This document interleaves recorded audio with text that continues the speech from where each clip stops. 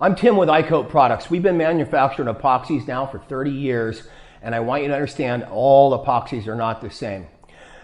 If you screw up on an epoxy job, it's going to be an expensive venture, so it's best that you're able to pick the appropriate epoxy for your application. Okay? We manufacture a lot of different kinds. I'm going to generalize and give you some information on each of these different epoxies. This one here is our countertop epoxy.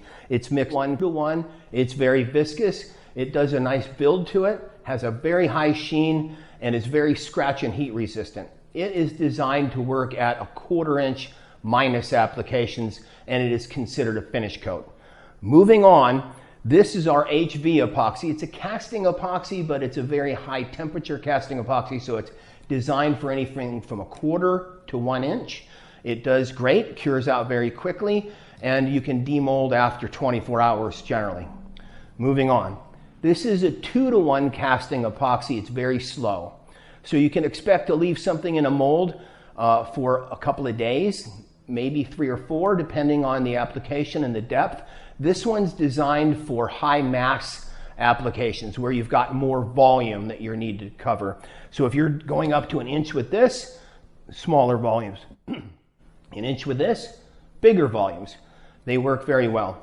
This is one of our crown jewels. This is our depth countertop system. This will be able to be poured in mass up to 4 inches, crystal clear epoxy, and it is very low heat, yet it can be demolded in 24 to 48 hours depending on the volume.